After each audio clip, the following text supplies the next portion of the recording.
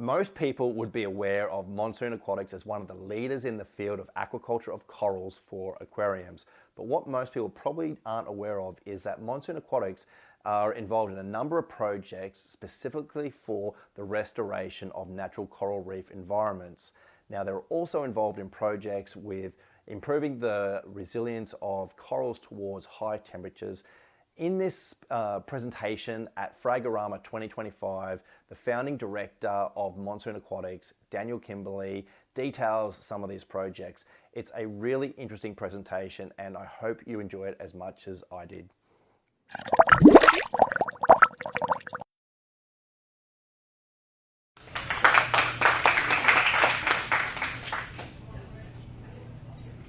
I believe that aquariums bring the beauty and the wonder of the coral reef to the world so it can be enjoyed, understood, and valued. And when we value something, we want to protect it. So that's really important to me. I also believe that our reef is under stress and that conservation aquaculture is one of our best tools to intervene and build resilience in the Great Barrier Reef. My name's Dan Kimberley. I'm the founding director of Monsoon Aquatics. We've got a base in Cairns and we've got a farm in Bundaberg. I'm going to talk to you a little bit today about our farm in Bundaberg and what we do, our conservation aquaculture, what it means to the hobby, what it means to the reef, and how we can all play a part. I'm going to try and keep it not too technical, but broad enough so everyone can get interest, and best question at the end wins a prize. So start thinking about what you've got to ask. Yep, keep going, thank you. So that's me. I can't remember how old I was, but for as long as I can remember, I have been obsessed by salt water, by the creatures that live in it, by catching them and keeping them in aquariums and learning as much as I can about them. You know, if we really think about it, the best way to learn about our oceans is to observe them. And the best way to observe our oceans is probably in an aquarium because you're 24/7 there looking at it. You don't have to dive for an hour and get out to deco and all that. You can just look at it all day, every day. And you can muck around with water quality, feeding, and you can learn so much about that reef. So I started from a very young age. My first job was in a retail store in Sydney that we still supply today. And then I was lucky enough to move on to Ocean World. So Sydney Aquarium, Manly Ocean World, the Darwin Territory Wildlife Park. And I did some aquaculture and some commercial fishing. And about 17 years ago, started Monsoon Aquatics in Darwin.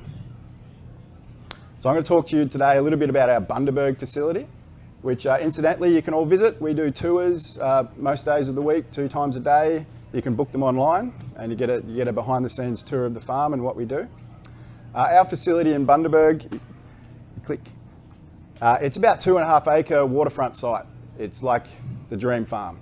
We've got a saltwater pipeline that runs 5K underground to the ocean, and we can pump 20,000 litres an hour from that pipeline, and we store about 500,000 litres on site. So, you know, our secret weapon is that access to salt water, and that allows us to do a lot of remarkable things. We've got over 1,500 square metres of undercover aquaculture space, and we've divided that up into different areas. So we've got a dedicated hatchery, we've got a dedicated fragging area, we've got F1 tanks, and we've also got F2 captive bred tanks where we've got multi-generational corals. So what do? Well, obviously we frag. That's a big part of our business. We're producing around 2,000 frags a week depending on demand, and that's a mix of F1 colonies through to F2s all the way to multi-generational corals. We'd really like to have a general mix of corals, like we're not too high-end, you know, we do have some high-end stuff, but it's really important for us to bring new people into the hobby. And fragging is a way to do that, right? Because you can all get a little piece of coral for like, you know, an affordable price. So that's really important to us. Our systems for what we have, okay, let's talk about this. All right, the systems that we have, we've got up to 12 different systems now, somewhere close to like 200,000 litres of salt water in raceways and hatchery tanks, and it's crazy. There's a very small team who run it. We're all very passionate and busy. Very large pipes, like 200 millimeter drainage pipes and 90 mil pressure lines to run everything. A lot of water flow, good light and stability. That's the key to our farm. Okay. So this next picture never gets old. This is a scully releasing an egg sperm bundle in captivity. We started doing the scullies. Yep, there we go. We just use plastic cups to pick up the eggs. We then fertilise those eggs and sperm with different animals. And then they go through a process of larval rearing, which can take a couple of weeks. Then they go into a settlement system. And from the settlement system, they go into this early grow-out tanks. We've been doing the scullies now for a number of years. When we first started, we were just happy to get anything, right? Like I think we got like 100 or something through, very small numbers. And we weren't selective with the colours. We were just like, whatever we can do, we'll do. Whereas now, we're getting thousands and thousands through. And we're actually being able to selectively breed colours. So we're hoping that this year, the results of our latest spawning, which we did try and do some just masters and ultras, will start colouring up over the coming months, and we'll be able to tell what percentage of babies look like their parents, which that has ramifications for our industry, our hobby. You know, everyone wants the colourful corals, but also has some ramifications for the harvest. Like, you know, are the masters and the ultras out there producing a range of colours, or are they very specific? So we're very excited for that. We don't do any science ourselves, but we partner with the University of Technology in Sydney and Central Queensland University, and we do run scientific trials at our facility, one of which is just released some early findings with the CORDAP project, and that's looking at building resilience in corals through trace element additions. That's in its early stages, but it's looking really promising. So there is science behind a lot of this, and it's accelerating really quickly, which is like really exciting for us. Okay, we can go to the next one. So we breed clownfish, like why not? You know, every aquarium should have a clownfish, right? I guess what we're doing is we've got access to wild parent stock. So we have a special permit that allows us to take the wild parents from Darwin, the black and whites, and produce F1 stock. Yeah, I really like wild clowns. I really like just the authenticity of them. Love designer clowns, and we want to produce those as well. But yeah, the F1s, you'll see them in our booth. We've got some midnights as well, but they're just a stunning, really close to what you get in the wild clownfish.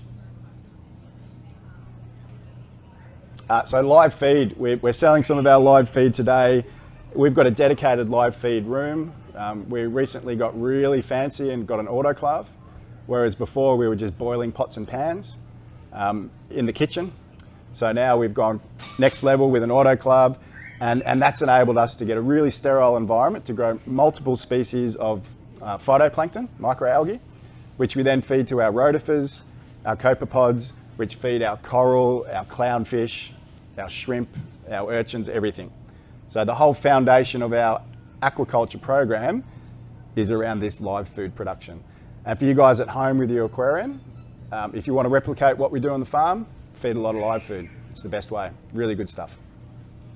So these are our little tuxedo urchins. These guys are hands down the best cleanup crew we've come across. So we first started producing these really to co-culture with our baby corals. Right? One of the biggest bottlenecks to production with spawning is our baby corals getting smothered by algae and various forms of algae. That algae will outcompete those corals, you know, in a flash. And likewise coralline algae as well. So what we did is we mucked around with a few different cleanup crew.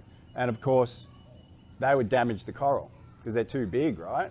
These tiny microscopic corals can't take a big turbo snail or urchin running across the top of it, or a big bristle-toothed tang. It would just destroy them. So we've got some ideas from other scientists around the world about this co-culturing. This particular species of urchin comes from our West Australian collections. We actually charter a plane to the region to get these and some of our special corals. And we're now spawning these guys. So you can see that video, they're releasing their sperm and eggs. We're doing that like clockwork now, once or twice a month, around the lunar phases and with some temperature shock. And what we find is if we spawn these guys 20, 30 days around when we do the coral and we grow the two up together, our survival rate goes through the roof. And our tanks have never been cleaner. They are really a game changer. I mean, these things eat Bryopsis, right? We have frag plugs with Bryopsis on it. We'll put them into a tank full of these urchins and they'll munch through it. They're fantastic. So other invertebrates we do, obviously Trocus snails there. Everyone loves Trocus. You'll see our ones on display there. They're like pink. They're like so clean because they've never seen the ocean, right? They haven't been fouled. And we do them from various sizes. Every one of our raceways is full of baby Trocus and baby urchins, and really does help to keep our tanks clean. These are hinge beak shrimp. We don't culture these. This was a mistake that slipped into the slide, but we do culture peppermint shrimp, which look very similar, right? So we've been culturing peppermint shrimp for a while now. We've just got them to market, and we're also working on the blood shrimp next, so the Lysmata debelius. Really exciting. Massive larval period, 150 odd days of multiple larval stages, and each stage very delicate to damage. They break an appendage and they'll just die. So watch this space. We will get those one day. Watch this space.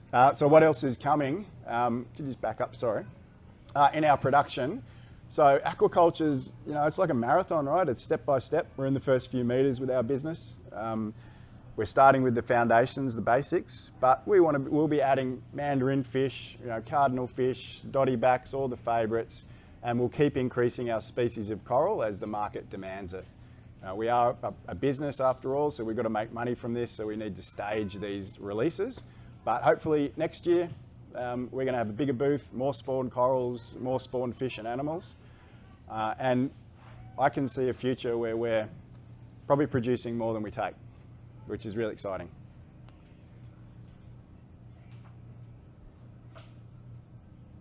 So I wanted to talk a little bit about now the reef and how our hobby, how what we do relates to the reef. And a question that I get asked quite a bit is, how is our reef? Right, so we're out there, we're diving areas from the Kimberley region in Western Australia all the way down to Bundaberg, Northern Territory, the whole area.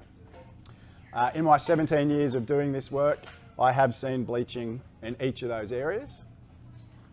I have also seen it bounce back, but I have also seen death. And I think we need to be really aware that the reef is looking pretty good at the moment. If you want to go for a dive on the GBR, it looks pretty good. But if you've been doing it for a long time, you will notice changes. And one of those things that I see is in our local area is, for instance, where I dive, snorkel with my kids and spearfish, we've lost all the Montipora from that coastal area. It's gone. I haven't seen it come back yet. But to the average person, it looks great. There's still plenty of corals. So I think it's something we need to be aware of, right? I think, and Kevin and RAP and AIMS are doing a lot of work in this space, and there's a lot of modelling now showing what is happening and what could happen. So it's a really difficult question to answer. Our reef looks good at the moment, but how long will that last? And with each subsequent bleaching event we get, we're getting stress on the reef, which means less spawning, less recruitment, less coral coverage over time. And what I guess what people are concerned about, that's strange, there was another slide in there. Okay, I did have another slide in there of a bommy like that from Florida, and it's dead. So I don't know how many of you guys are aware of what happened in Florida, but they lost up to 97% of their acropora and their elkhorn corals in a recent bleaching event. And it was so bad that scientists were going out there to save corals, to bring them back in like a Noah's Ark type situation, right? And that tipping point happened pretty quickly, which is really scary. So we go to the next slide. You can see restoration projects like this that have been running for 10 plus years had, close to 100% mortality on some of them. So are we, not going to say the word, but are we in big trouble? No, not yet. There's still hope. We've got time. So if you have a look at this slide here, this comes from the RAP team, And this really shows you the level of ocean warming, where we are now, and where active intervention can really make a dent in it, and when it gets a little bit too late. So we're in this crossover now, according to the best science we have, right? It's why things still look pretty good. Once we start getting over here to here, we don't really know how quickly that's going to happen. So for me, it makes a lot of sense to just get ready. What's the worst that can happen, right? We increase our capacity to grow corals, we build our science, we get more people into the industry to look after the ocean. And if the ocean is resilient and the coral reefs do it on their own, yay, happy days. But if they don't, we're ready. So that's where we are now, and that's why it's really important to me to be proactive in this space. So we're not at a point where it's too late, and then we can't take our kids to see the reef in 20 plus years or whatever. Because some of the modelling is pretty dire for the way it's going to go. So, yeah, what can be done and how is it relevant to the home aquarium? Well, that's where conservation aquaculture comes into it. And that's where we as a hobby, as an industry, can actually play a really positive, proactive role with the years of knowledge and techniques and equipment that we've developed. I've been keeping reef tanks now, I'm 49 years old. And I started when I was quite a young lad with under-gravel filters and the epoxy T5 lights. And then we went to trickle filters and metal halide lights. And then you couldn't keep gonioperas, you couldn't keep half the stuff. Aquapora was like a holy grail, you know. So now where we can grow and keep anything, we can propagate anything, we can spawn anything. So we, as a hobby, should be quite proud of what we've achieved. We've come a long way with growing that technology. But unfortunately, realistically, the frags that we're producing in our home aquarium, they're not going to go back onto the reef. It's just not going to happen. We don't know where they've come from. We don't know what their genetics are, what diseases we may release. So directly, they're not going to go back. But indirectly, what we're doing, and what I said at the start, that aquariums share the beauty and wonder of the coral reef with the world so it can be enjoyed, understood and valued. That's our role. That's where people get into keeping aquariums, little kids like I was 30 years ago, keeping their aquarium, going into conservation aquaculture, whether it be on a PhD level or a farmhand level or diving and deployment. There's so many roles that can morph into this, morph into this new industry. That's where we come into it. So I think I think we're the solution to a big problem, right? I think we're part of the solution. And we need to work towards that together. So that's why Monsoon Aquatics, we have poured in over the past 5 years over $2 million into our aquaculture program. We're working with scientists to improve our conservation aquaculture. And we're working towards a future that I see that we are putting more coral back onto the reef than we are taking. I can honestly see a future within the next 5 to 10 years where my company alone, our team, is producing more scollies than we're taking now. We're not far off. And that's, I think, something to be proud of, and I think that's something the hobby can hang their hat on.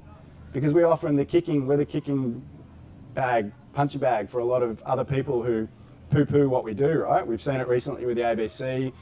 We've seen it with, it was a Hollywood star, put something out recently, I can't remember the name, someone might know, but... Sorry? Yeah. Where's the part about aquariums sharing the beauty and the wonder of the coral reef with the world and inspiring the next generation of scientists? We're not hearing that. So that's where conservation aquaculture comes into it. What I did want to show you, and I had some more slides, was you can remember briefly we saw the PVC pole with all the dead acro on it, okay? Now traditionally that has been the reef restoration that we're kind of used to, right? We're all probably familiar with that, or we've heard about the Mars stars, which are steel structures on the bottom that are, frags are being glued to. That's great. It's really good. That has its role, in scalable restoration. Does have some limitations. It's expensive. It relies on divers, and it relies on a lot of man hours to do that. That's very expensive. It's also very low in genetic diversity. Like frags are clones, right? So when you put a heap of frags on a rack, they're all the same animal. And if that animal is susceptible to bleaching, they're all going to bleach. So it has its limitations, but it also has its place. Now, what the Australian government has been working on in conjunction with CSIRO, Great Barrier Reef Foundation, and RRAP, Reef Restoration Adaptation Program, which Kevin here is a representative of today, they've been working on scalable reef restoration solutions that involve conservation aquaculture on a factory scale, spawning corals, and also the brood stock that are selected for their resilience to thermal change. And that's the really important part, right? Every time we get a bleaching event on the reef, there is always winners and there's always losers. You know, don't believe the hype that 100% is dead. There's always a few that survive at the moment, because we're not seeing catastrophic bleaching to a, well, we are in some regions, but there's usually survivors, right?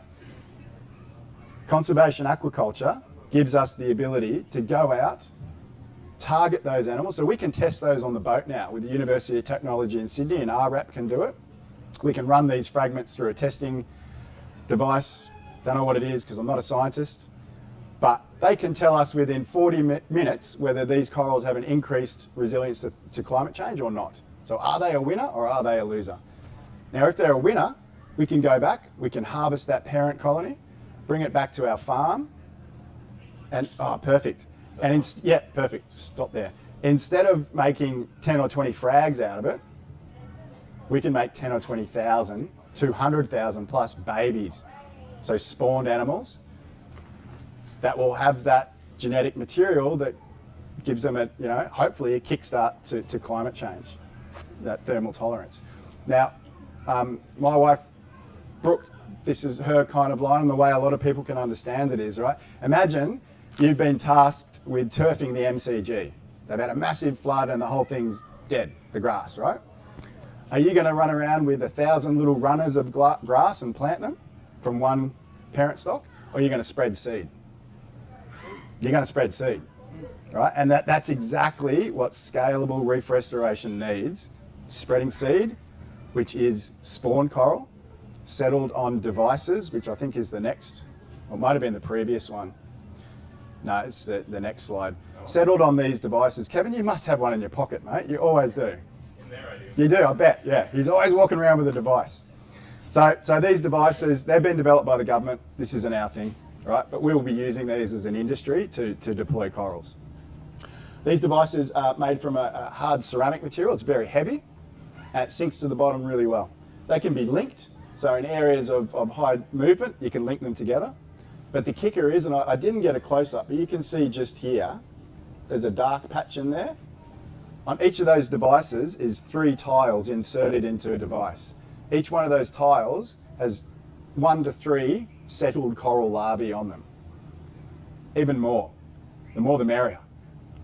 5 total. He's given me the, oh, thank you. But you can get up to 15 corals on one device, right? No divers involved. Those devices are deployed off the back of a boat. And they're deployed using AI technology. So a little camera on the boat tells the operator when to deploy and when not to deploy based on the topography and the suitability of the bottom.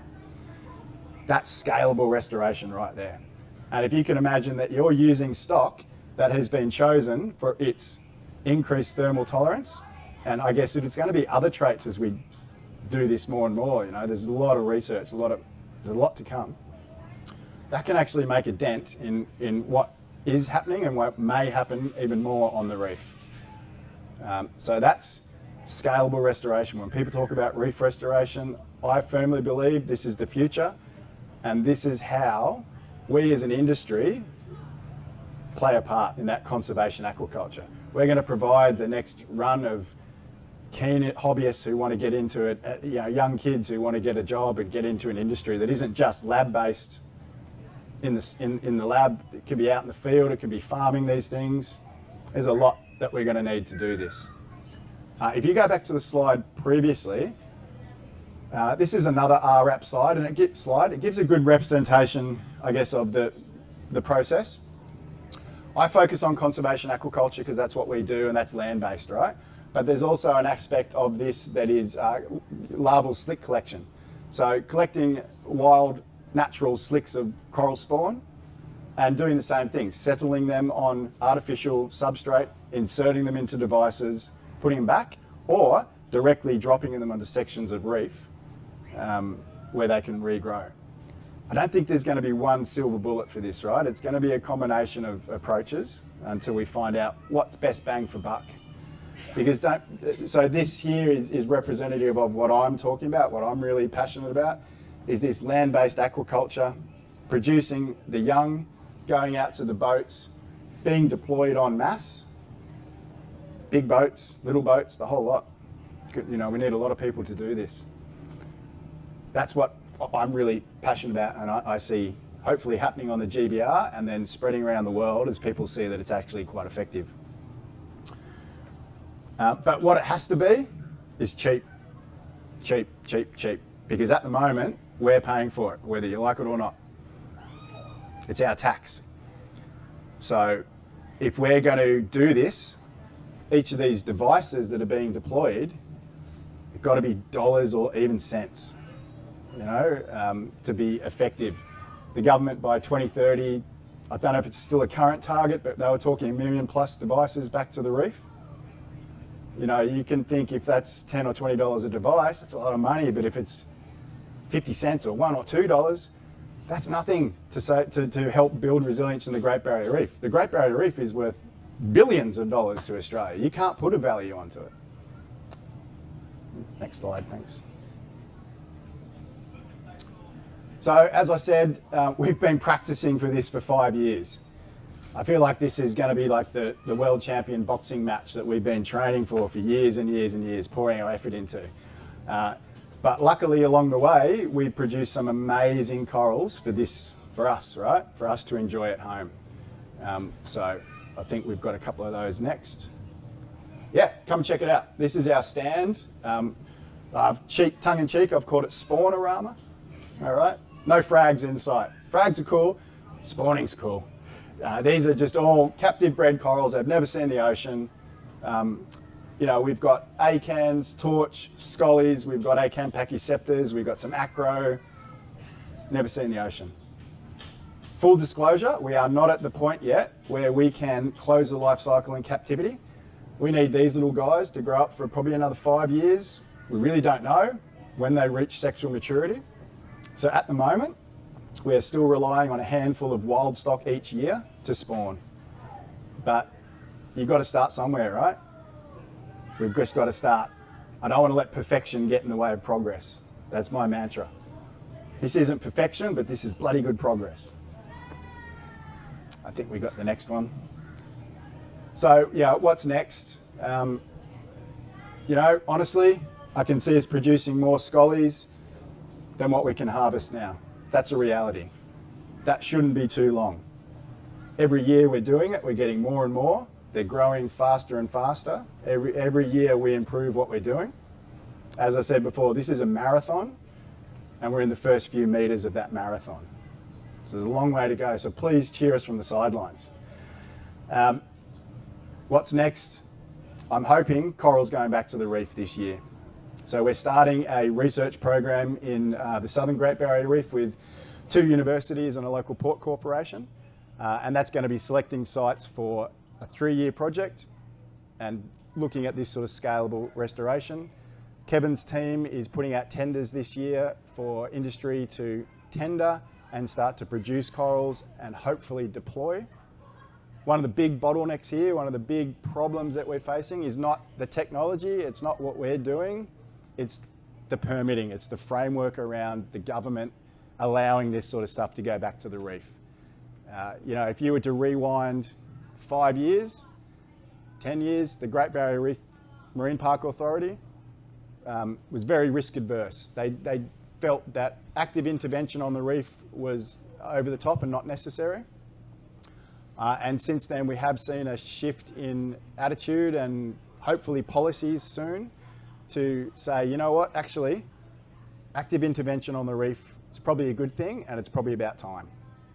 And one of those key active interventions they have identified is this whole conservation aquaculture that I've been talking to you about. We're already intervening on the reef by killing crown of thorn starfish. COTS program's been running for years. The marine park manages it. And essentially, we are killing native animals to try and protect our corals. So it only makes sense that one of the next step is to start putting some thermally resistant, well, increased thermal resistant, some tough corals back onto the reef to then spawn, pass on those genetics. And if you think about it, all we're doing is we're putting the accelerator down on natural selection. We're just speeding up evolution a little bit. That's me, thank you. I apologise for the tech difficulties in the middle. I don't think I missed too much, but would love questions, and yeah, best question gets a prize. Thanks.